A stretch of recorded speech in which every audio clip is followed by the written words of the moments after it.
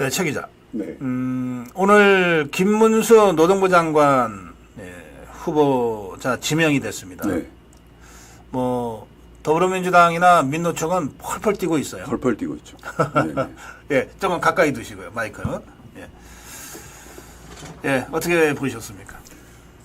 무엇보다도 김문수 전 노사정 위원장이 원칙에 절대로 무릎 꿇는 사람, 원칙을 끝까지 관철시키는 사람입니다. 그래서 아마 저는 그 국회 청문회에서 야당 의원들의 그 어떻게 보면 말도 안 되는 그런 어떤 추궁과 여기에 아주 시원시원하게 답변을 하면서 국민들에게 가슴에 어떤 사이다를 줄 수 있는 그런 김 신임 장관 후보자의 그 어떤 활약이 기대가 됩니다.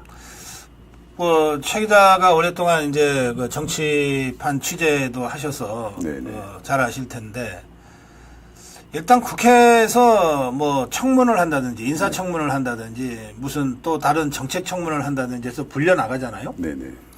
그러면 처음부터 좀 왠지 좀 주눅들어하고 뭐 잘못한 거 하나도 없는데 고개부터 숙이려고 그러고 그동안 정치판이 좀 그랬어요.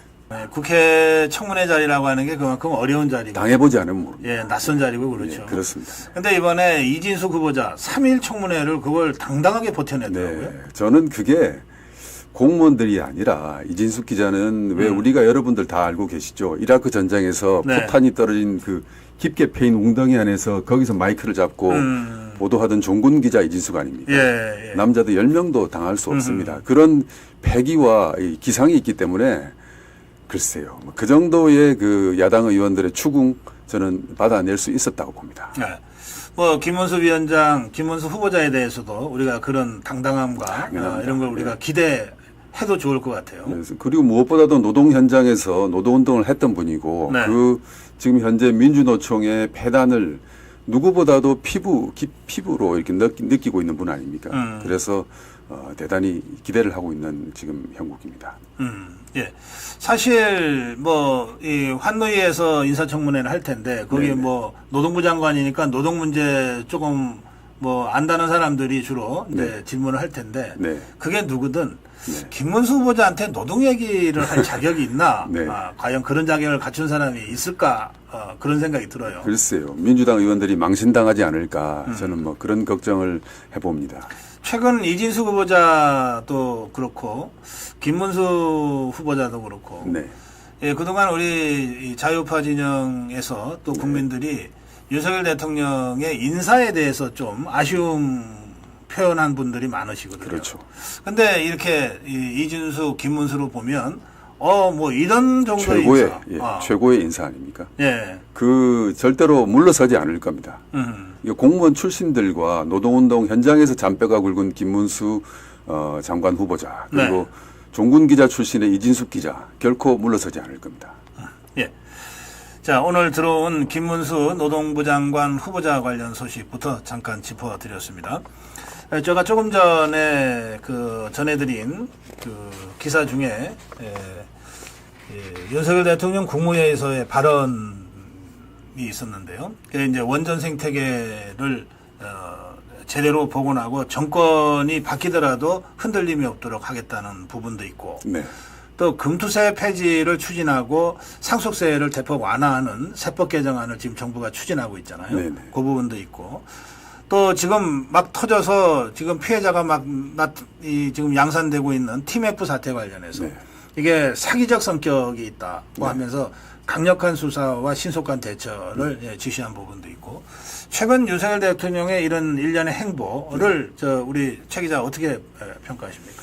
글쎄요. 윤 대통령은 어쨌든 결코 현재 상황에 만족하지 않고 나라를 국가를 정상화하겠다는 신념을 가지고 있는 분 아니겠습니까? 그동안에 여러 가지 어려움이 있었고 그리고 가장 큰 어려움은 무엇보다도 이 22대 국회의 거대 야당입니다.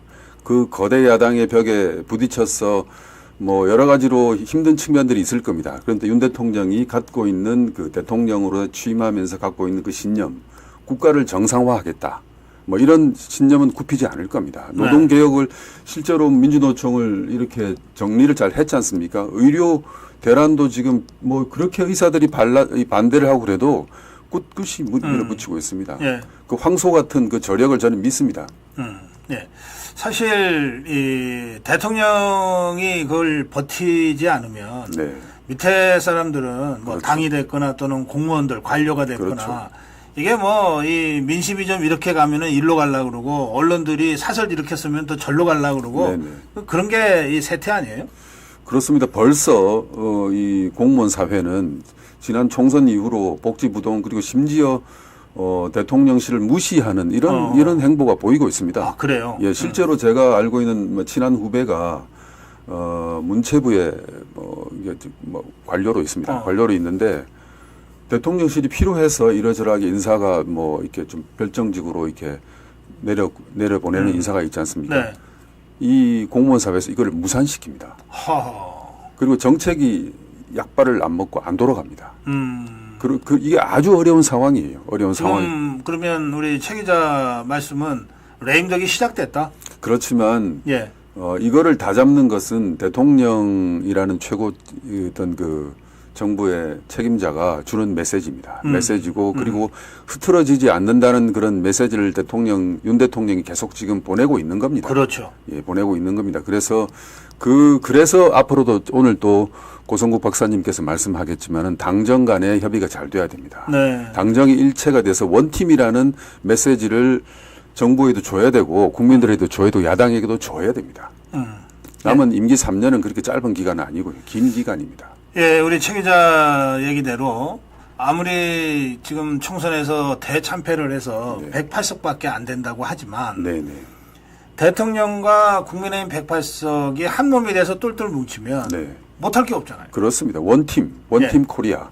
그게 아까 박사님께서 뭐 서두에 말씀하신 지금 파리올림픽에서 우리 예. 대한민국 대표 선수단이 보여주고 있는 그런 팀워크. 네. 원팀 코리아. 그런 정신을 배워야 된다는 겁니다. 네.